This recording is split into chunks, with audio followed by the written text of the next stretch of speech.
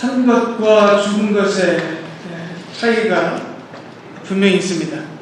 산 것과 죽은 것의 차이가 크게 보면은 뭘까요? 산 것은 움직이고 죽은 건 안 움직여요. 쉽죠? 그런데 좀 더 자세히 보면요, 산 것과 죽은 것의 차이를 좀 더 세밀하게 보면 이겁니다. 빛과 소리에 반응하면 산 거고, 가만히 있어도 빛과 소리에 아무리 빛과 소리가 강해도 반응하지 않으면 죽은 거예요.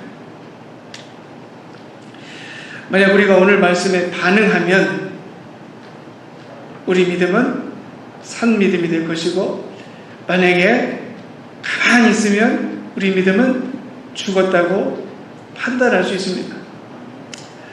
여러분, 근데 여러분 지금 돌아보시면 내가 지금 내 믿음은 살았나 죽었나 판단이 되시죠? 그런데 괜찮아요. 이제까지는 설령 내가 죽은 믿음이었다 할지라도 It's okay. 괜찮아요. 오늘 우리에게 주신 말씀 여러분이 아멘으로 받고 반응하고 살면 이전에 죽었던 믿음 상관없이 이제 살아나는 믿음 될 줄로 믿습니다. 우리의 믿음은 그런 거예요. 어제까지 믿음으로 살았어도 오늘 죽으면 죽은 믿음, 그러나 이제까지 죽었어도 오늘 살면 산 믿음 될 줄로 믿습니다. 야고보서 말씀, 여러분 이제 우리가 묵상이 가고 이제 중간을 좀 넘어가고 있어요. 여러분 오늘 말씀, 이제 야고보서 말씀 이렇게 묵상하시면서 편하게 들으셨던 분 아마 없으셨을 거예요. 그러니까 마음 편히 듣고 끝나는 말씀이 아니니까 꼭 우리에게 숙제가 주어진 것 같은 말씀이죠. 듣고만 끝나는 게 아니라 살아내는 말씀. 그렇잖아요. 우리가 학창 시절 때나 이렇게 뭐 공부할 때 보면 수업 시간에 들었던 거 기억 안 나요.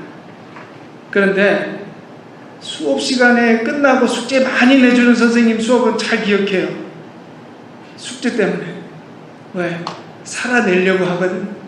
그리고 그게 결국에는 내게 되는 거죠. 여러분 오늘 말씀의 시간이 숙제가 꽉 채워진 말씀의 시간일지라도 이 말씀이 우리를 살릴 줄로 믿습니다. 그리고 살아나는 산믿음의 그 역사와 은혜가 오늘 분명히 있을 겁니다. 14절부터 이렇게 시작하시죠. 형제들아, 만일 사람이 믿음이 있노라 하고 행함이 없으면 무슨 유익이 있으리요? 그 믿음이 자기를 구원하겠느냐. 아멘. 새 번역으로 보면 이렇게 말씀하십니다. 만일 누가 믿음이 있다고 하면서 행함이 없으면 무슨 소용이 있겠습니까? 질문하는 구절이에요. 행함이 없는 믿음은 아무 의미가 없다. 행함이 없는 믿음은 쓸모없다. 소용없다. 그리고 우리가 가진 십자가의 복음이 무엇을 위한 것인지 분명히 말씀하시죠. 여러분 왜 십자가의 복음을 믿으십니까? 왜 믿으세요? 십자가의 복음이 무엇을 위해서 우리가 믿는 것입니까? 구원. 구원이잖아요. 구원. 오늘 말씀에 분명히 그 단어가 나와요. 구원. 그런데 행함이 없으면 무슨 유익이 있으리요? 그 믿음이 자기를 구원하겠느냐? 라고 물으시는 거예요. 아무리 예수 그리스도의 십자가의 믿음을 붙들고 있어도 행함이 없다면 그 구원은 아무런 의미가 없다. 구원받은 것 같지만 정작 구원받지 않은 거라는 거예요. 행함이 없는 믿음은 자기도 구원하지 못하는 쓸모없는 믿음이다. 얼마나 충격적인 말씀이에요. 우리는 예수 그냥 잘 믿으면은 구원 얻는다고 생각했는데 그게 아니라는 거예요. 믿는 것까지도 되지 않는다. 저는 이 구절을 묵상하면서 십자가의 구원이 어떤 은혜인지를 다시 한번 생각하게 됐어요. 십자가의 구원은 개인적인 구원의 은혜가 아니에요. 십자가의 구원은 어떤 은혜일까요? 개인을 뛰어넘는 거예요. 공동체적인 구원의 은혜입니다. 이게 너무나 중요해요. 나만 믿고 나만 잘 살면 된다? 아니에요. 그랬다간 그 믿음도 잃어버릴 수 있다. 우리의 믿음을 다시 확증하고 견고히 하고 든든하게 하기 위해서는, 나의 구원을 확증하기 위해서는 내가 누군가를 구원하는 그 행위에 구원의 모습이 있어야 한다. 그리고 결국에는 그 구원의 행위가 너를 구원한다는 거예요. 나를 구원한다는 거예요. 내가 능력이 있어서 누군가를 구원하는 게 아닙니다. 나는 능력이 없어요. 그런데 내 구원만 딱 붙잡고 있는다고 그 구원이 있는 게 아니라, 이 구원을 이루기 위해서 내가 누군가를 구원하는 그 삶, 그것이 결국에는 나를 구원한다는 거예요. 저는 특별히 이 고백을 언제 많이 듣느냐, 단기 선교 갔다 오신 분들에게 자주 들어요. 처음에는 선교지에 갔을 때 내가 그들에게 은혜를 주기 위해서 갔지만, 돌아보니까 내가 오히려 더 큰 은혜를 받고 돌아왔습니다. 그렇죠? 처음에는 내가 구원하는 것 같았어요. 내가 구원할 줄도 알았어요. 그렇게 기도도 했어요. 그런데 돌아보니까 그가 아니라는 거예요. 네가 구원한 게 아니라 그 사람이 너를 구원했어요. 여러분들 잘 아시는 배우 김혜자 씨를 기억하십니까? 김혜자 씨는 유명해요. 아프리카 선교를 자주 다니셨던 분입니다. 근데 이분이 거의 중년을 넘어섰을 때 아프리카 선교를 가셨죠. 그 김혜자 씨가 이런 고백을 했어요. 저는 연기할 때 평소와 같은데, 연기를 하지 않을 때는 내가 왜 살아야 하는지 그 이유를 알 수 없었습니다. 그런데 아프리카 아이들을 만났을 때 내가 왜 살아야 하는지를 알았습니다. 그 아이들의 손을 잡고 얼굴을 비비고 함께 웃었을 때 삶의 이유를 알았습니다. 겉보기엔 내가 그 아이들을 구원해 준 것 같지만, 구해 준 것 같지만, 도와준 것 같지만, 사실 그 아이들이 나를 구해줬습니다.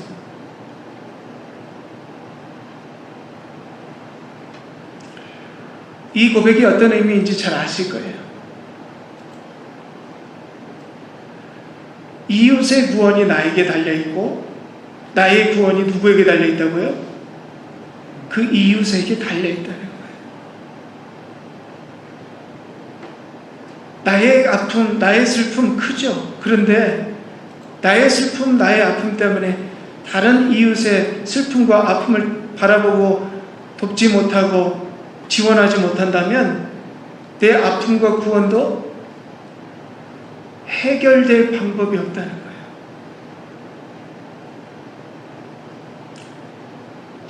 십자가의 구원의 원리가 바로 이 구원의 원리와 동일합니다.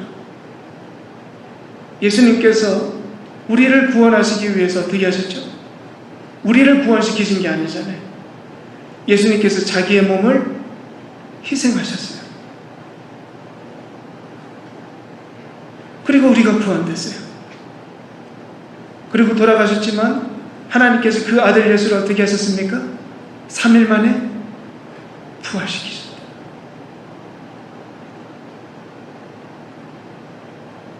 이게 구원의 원리예요. 내 구원을 내가 이루는 것이 아니라 내 구원을, 누군가의 구원을 위해서 삶을 살게 될 때 하나님께서 나의 삶을 구원하신다. 결국 내 구원의 모든 원리는 누구에게 달려있다고요? 하나님에게 달려있다. 결코 나에게 있지 않다는 거예요. 이 원리를 알았던 야고보 사도가 자기의 구원만 끝까지 붙들고 있고 말로만 하려는 성도들을 보니까 속이 답답해서 속이 답답한 거예요. 안타까운 거예요. 얼마나 안타까운지 말만 하고 행함이 없는 믿음이 어떤 것인지 예를 들어주세요. 아마 이런 일들이 많았겠죠. 그 구절이 바로 15절과 16절입니다. 만일 형제나 자매가 헐벗고 일용할 양식이 없는데 너희 중에 누구든지 그에게 이르되 평안히 가라, 덥게 하라, 배부르게 하라 하며 그 몸에 쓸 것을 주지 아니하면 무슨 유익이 있으리요? 여러분 한번 곰곰이 생각해 보십시오. 오늘 야고보 사도가 이 편지를 썼을 때 이 말씀을 들어야 하는 사람들이 분명히 있어요. 그렇죠?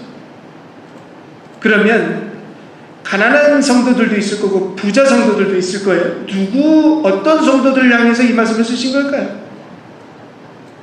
잘 아시네요.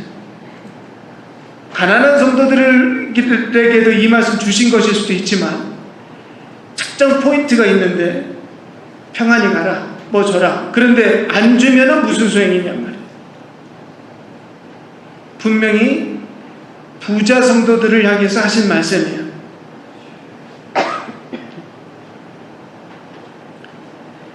가난한 사람들은 주고 싶어도 줄 게 없어요. 그런데 부자 성도들은 어땠을까요?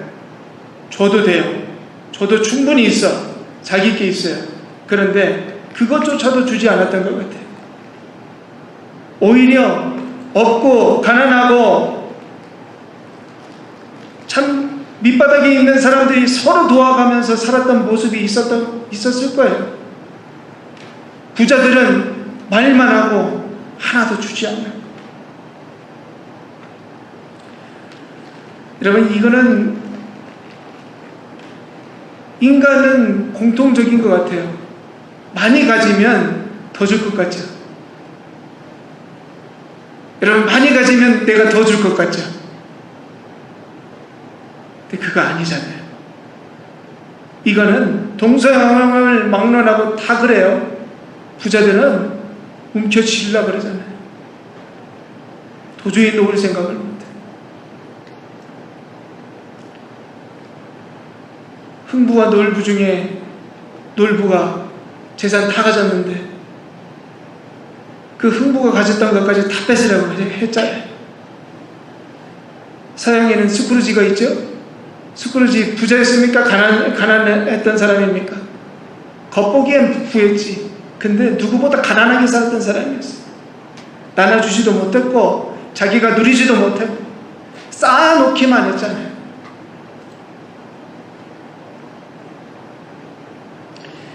여러분 누가복음 12장에 보면 이런 예화가 나와요. 부자가 있어요. 부자.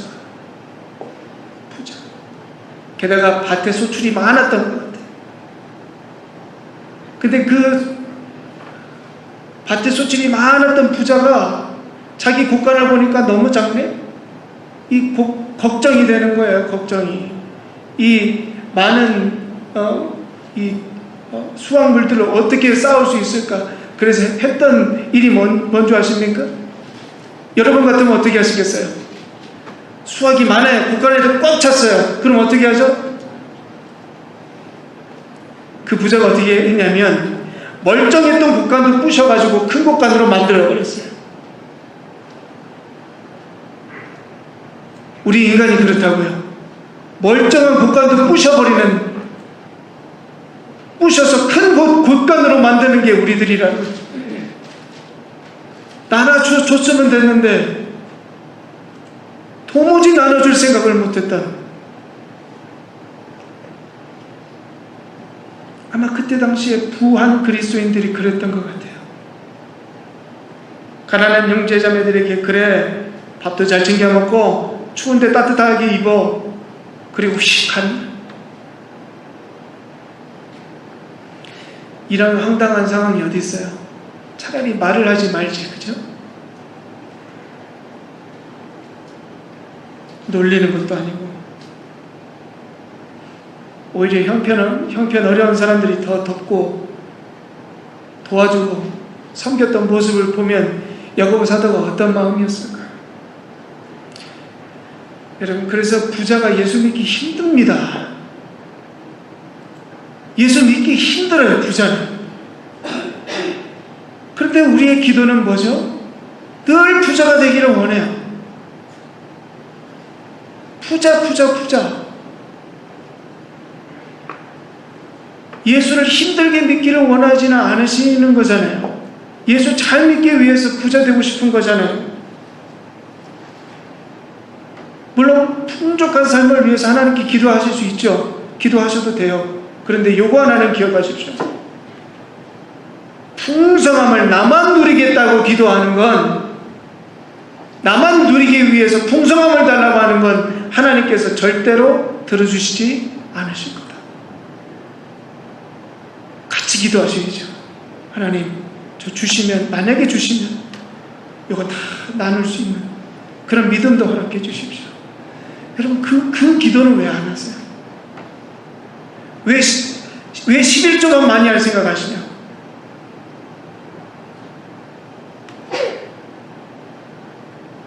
하나님께서 왜 불을 허락하실까? 요겁니다. 나누라고 주시는 거예요. 나누라고 주신 거예요. 우리의 부가 나만, 내 가족 안에서 끝나게 되면 하나님께서 주시는 부가 사단의 유혹이 될 수도 있는 거예요. 왜? 그것 때문에 믿음 저버리거든요. 여러분 주변에 그런 사람 없으세요? 하나님, 주일에도 저 열심히 일해서 11조 많이 하겠습니다. 그러면서 열심히 일하셨고 부는 모으셨는데 믿음을 버리셨어요. 믿음이 없어요. 주의 성수도 몰라. 습관이 됐어요. 그럼 그거 유혹이에요. 마가복음 10장에 보시면 부자 청년에 대한 이야기가 나옵니다. 말끔하게 옷을 입은 청년이 예수님께 와요. 그리고 이런 질문을 합니다. 예수님, 영생을 얻으려면 어떻게 해야 합니까? 예수님께서 말씀하십니다. 살인하지 말라, 간음하지 말라, 도둑질하지 말라, 거짓말하지 말라, 속여 취하지 말라, 내 부모를 공경하라. 그 청년이 이렇게 대답해요.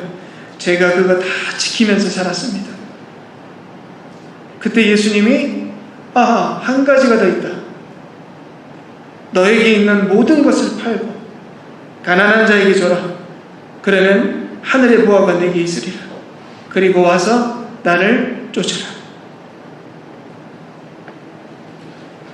이 말씀을 듣고 부자 청년이 슬픈 기색으로 돌아갔더라.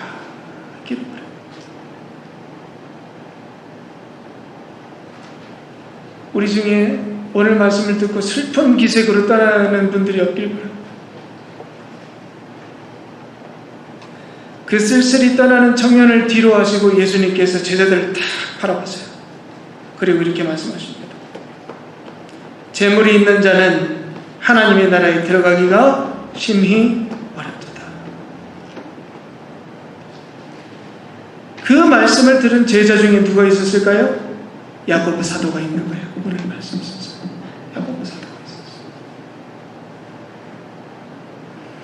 야고보 사도가 아마 예수님 뒤로 쓸쓸히 걸어가는 그 부자 청년의 뒷모습을 봤을 거예요. 그러면서 또 한 가지 발견했을 거예요.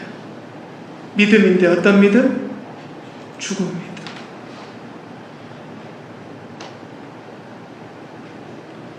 살 수도 있었어요. 그렇죠? 살 수도 있었어요. 어떻게? 예수님의 말씀에 아멘. 제가 제 모든 재산 팔고 가난한 자들이 다 나눠주고 주님 따르겠습니다. 그러면 살았어요. 그러면 예수님께서 주신 말씀처럼 하늘의 보화가 그 청년에게 있었을 거예요. 그런데 그 부자 청년이 무엇 때문에 그 하늘의 보화까지도 버리는 어리석은 선택을 했을까? 하나잖아요. 눈에 보이는 재물 때문에.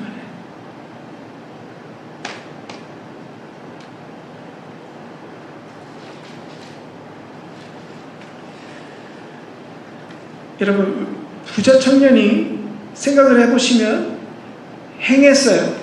하나님의 말씀을 행했어요. 살았다고요. 그거 그렇게 고백했잖아요. 내가 다 지키면서 살았습니다. 그런데 결정적인 선택에서 머뭇거렸어요. 세상의 것이냐 하늘의 것이냐.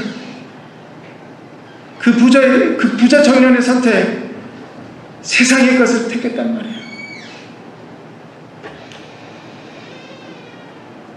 여러분, 행하는 것에 초점을 두는 게 아니에요. 야고보는 행함에 초점을 두는 것 같지만 결국에는 너희들이 무엇에 초점을 둬야 하는지를 우리에게 다시 한번 보여주는 말씀이에요. 여러분의 삶 속에서 수많은 삶의 선택이 있어요. 하늘의 것을 선택할 것과 세상의 것이 있어요. 여러분, 지금까지 어떤 선택을 하시면서 사셨습니까? 하늘의 것을 계속 선택하며 사셨습니까? 아니면은 하나님께서 분명히 이거 보여주셨음에도 불구하고 힘들고 어렵고 걱정돼서 세상의 것 선택하면서 사신 선택.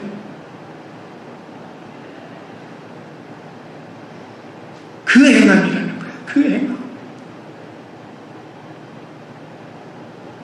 하늘의 것을 선택하는 행함. 그 행함이 오늘 야고보서가 말씀하는 행함이에요.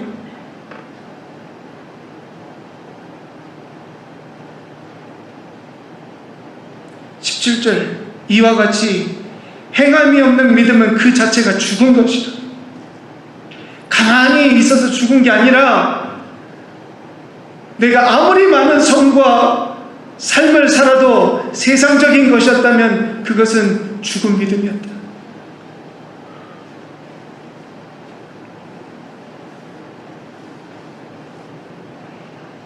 그리고 18절, 행함이 없는 그리스도인들이 어떤 부끄러운 상황을 당할지 언지해 주시는 거죠. 어떤 사람은 말하기를 너는 믿음이 있고 나는 행함이 있으니 행함이 없는 내 믿음을 내게 보이라. 나는 행함으로 내 믿음을 내게 보이리라. 행함이 없는 사람이 어떻게 믿음을 보이냔 말이에요. 하늘의 것을 선택하지 않는 사람이 어떻게 믿음이 있다 할 수 있냔 말이에요.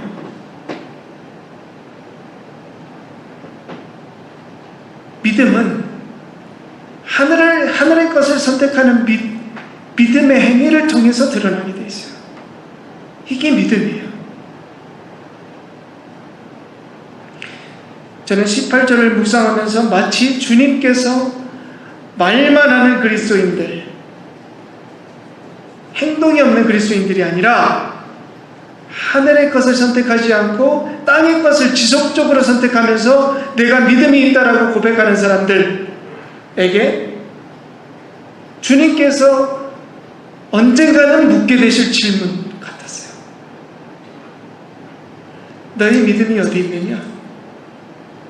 너의 믿음이 어디 있느냐? 나는 너를 구원하기 위해서 세상 것을 선택함으로 너를 구원한 것이 아니야. 하나님께서 말씀하신 십자가, 그거 선택해서 내가 너를 구원했어. 너는 너의 믿음의 하늘의 선택은 무엇이었냐? 나에게 좀 보여줘. 여러분, 이거 기억하지 못하고 살 때 주님께서 이 질문하시면 어떻게 감당하실 거예요? 감당 안 되는 거예요. 우리는 그 질문 앞에서 뭘 드러내요? 그렇게 선택한 적이 없는데.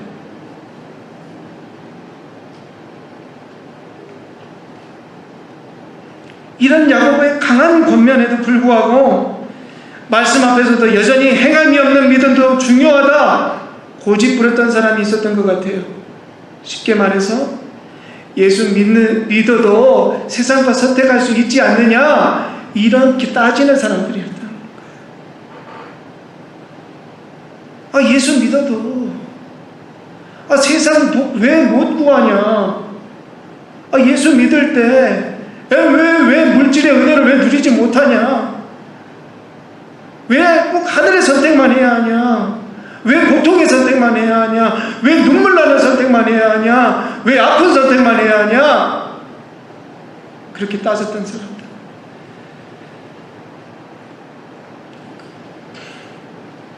말씀에 순종하지도 않고 자기가 옳다는 믿음으로 버려라고 하는데 못 버립니다. 끝까지 그거 붙들면서, 그러면서도 십자가의 구원으로 하늘 천국 가기를 원한다. 그 믿음.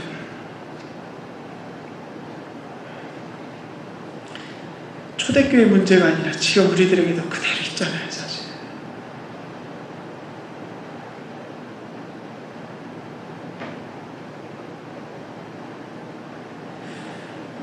야고보 사도가 그런 모습을 보면서 한탄하는 구절이 바로 19절과 20절이에요. 네가 하나님은 한 분이신 줄을 믿느냐? 잘하는도다. 귀신도 믿고 떠느니라. 허탄한 사람, 행함이 없는 믿음이 헛된 것인 줄을 알고자 하느냐. 이것을 제가 조금 쉽게 좀 설명을 드리고 싶은데 이런 겁니다. 행함이 없는 믿음이 죽은 믿음이라는 것을 아는 것은 마치 하나님이 한 분이라는 것을 아는 것처럼 너무 당연하다.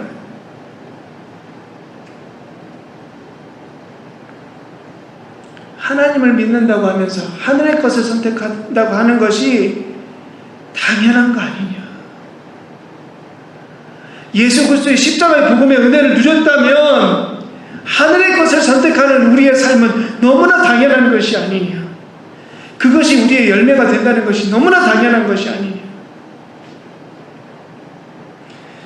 그러면서 우리가 잘 알고 있는 두 명의 구약의 인물의 예를 듭니다. 아브라함과 라합.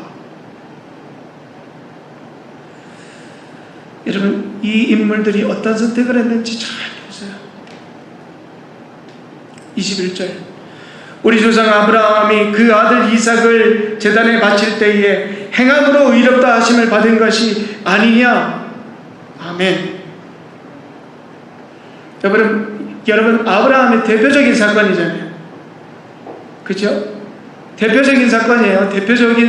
대표적으로 아브라함이 믿음이 있다는 사람이라는 것을 증명했던 사건이죠. 이게 그 전에 속이고 거짓말하고 하나님 말씀에 순종하지 않았던 거 다 용서돼요. 무엇 때문에? 이 믿음의 행함 때문에. 근데 여러분 잘 살펴보세요. 하나님이 늦은 나이에 주셨던 하나밖에 없는 아들을 바치래요. 죽이래요. 여러분 이거 할 수 있겠습니까? 여러분이라면 하실 수 있겠어요? 저 같아도 못하겠더라. 내 아들을 하나님 내 손으로 죽이라니.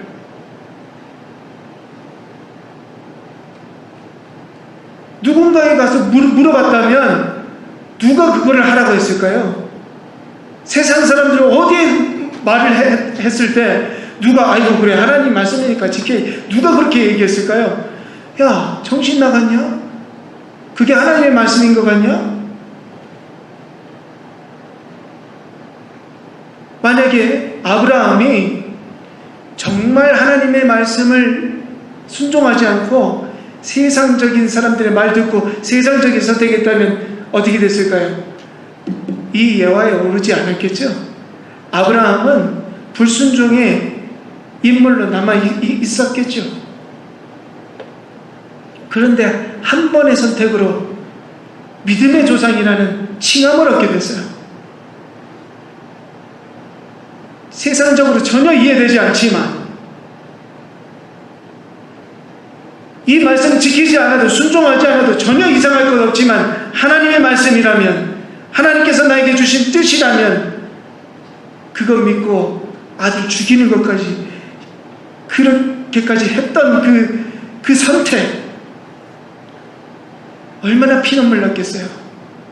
룰루랄라 아들 죽였겠습니까? 피눈물 나면서 이거 맞냐? 이게 맞는 건가? 싶으면서도 끝까지 믿음 붙들고 행했던 그 믿음, 하나님의 말씀을 붙잡는 것, 하늘의 것을 선택한 그 믿음의 행위. 22절에서 이렇게 말씀해요. 네가 보거니와 그 믿음이 그의 믿음 행함과 함께 일하고 행함으로 믿음이 온전하게 되었느니라. 아멘. 단순한 행함이 아니라 하나님의 말씀을 선택하는 행위. 그 행함으로 받았던, 아브라함이 받았던 복과 은혜가 무엇입니까? 물질이 아니에요. 물질이 아니에요. 이겁니다. 하나님의 친구라 칭함을 받는 은혜예요. 23절, 이에 성경에 이른 바 아브라함이 하나님을 믿으니 이것을 의로 여기셨다는 말씀이 이루어졌고 그는 하나님의 벗이라 칭함을 받았나니. 아멘. 하나님의 친구라는 호칭을 받았어요. 하나님께서 말씀하시는 거예요. 이제 너는 내 친구야. 너는 내 친구야. 내 종도 아니야. 너는 내 친구야. 이런 영광스러운 칭찬이 어디 있어요? 아브라함이 이삭 바칠 때 말로만 이삭 바치지 않았죠. 피눈물 삼켜가면서 이 말씀 행한 거예요. 그리고 그 행함을 하나님께서 어떻게 하셨다고요? 갚아주신 거예요.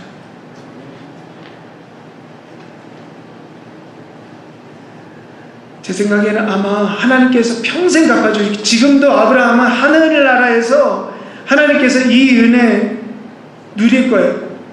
이 은혜 지금 누리고 있을 거예요.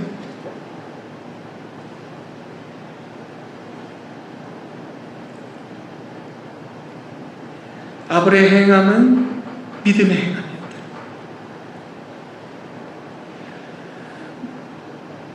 우리가 여기서 아브라함의 믿음의 행위가 어떠한 것인지를 또 한 번 발견하게 돼요. 어떤 것입니까? 결코 쉽지 않은 거예요. 여러분, 쉬운 선택 아니에요. 하늘의 것을 선택하는 선택이 쉬운 선택입니까? 여러분, 쉬운 선택이 아니잖아요. 눈에 보이는 것 있는데 눈에 보이지 않는 거 어떻게 선택해요?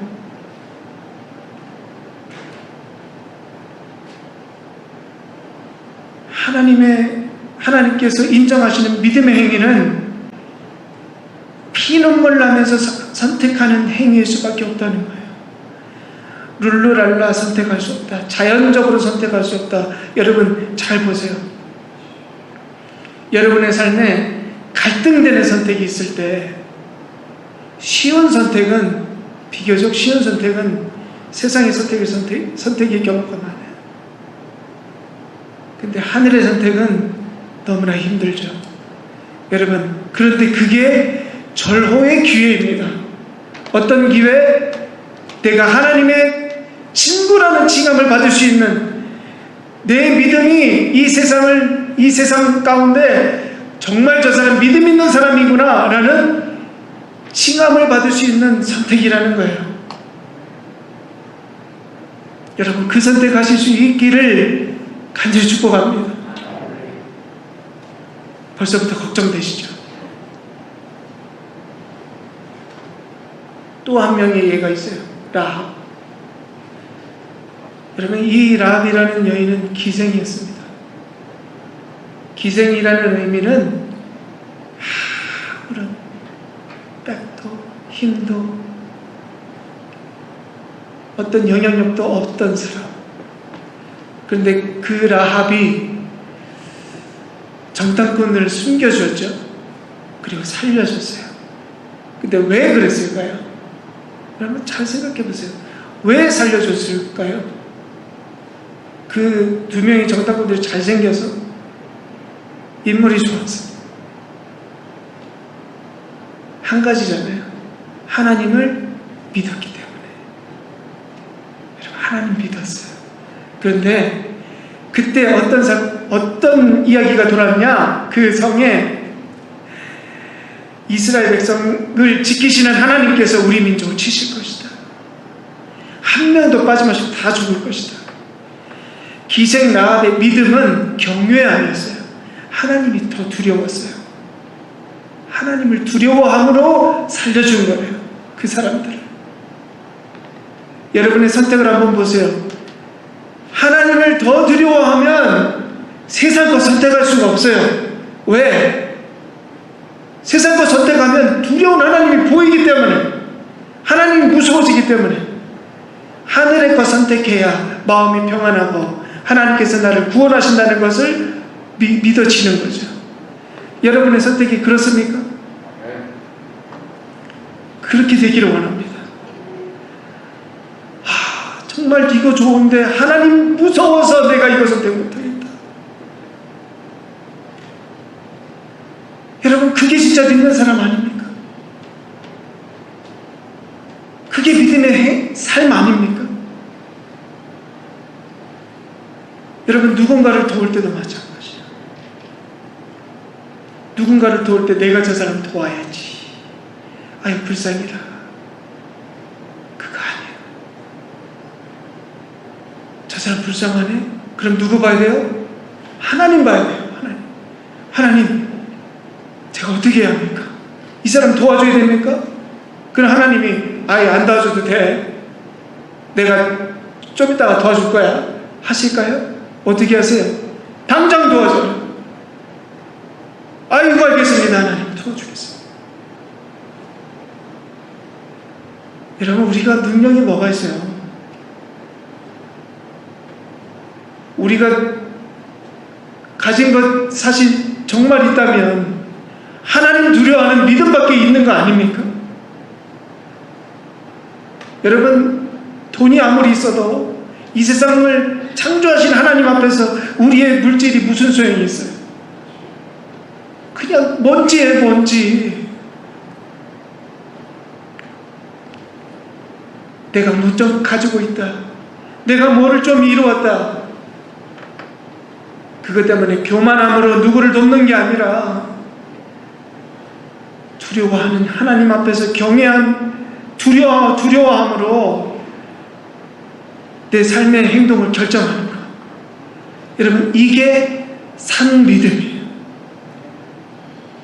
이게 산 거예요. 이게.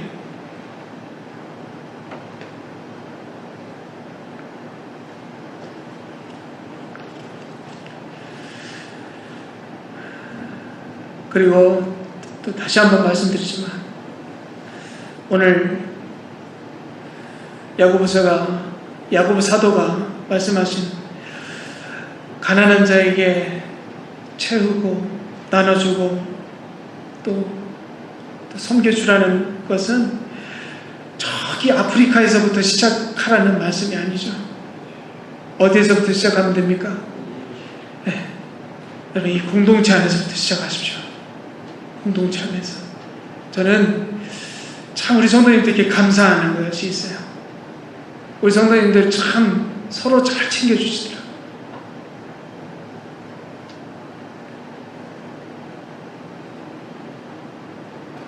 서로 전화하시고 챙겨주시고 이 부족한 종이 깜빡하고 연락을 못해도 여러분 서로 연락하시고 서로 챙겨주시고 그럼 이야기들이 자주 들려요. 그게 얼마나 감사한지 몰라요. 그런데 조금 더 해주시면 좋겠어요. 전화번호 없으시면 교환도 하시고요. 정 부끄러우시다면 저한테 물어보세요. 제가 카톡으로 드릴 테니까. 그리고 섬겨주시고 나눠주시고 그 귀한 공동체 은혜 우리가 나눌 때 여러분 우리의 믿음, 우리의 공동체의 믿음이 살 줄로 믿습니다. 그리고 우리의 믿음도 살고 그런 산 믿음의 은혜와 역사가 우리들 가운데 또 여러분의 삶 가운데 온전히 이루어지시기를 주님의 이름으로 간절히 축복합니다. 기도하시겠습니다.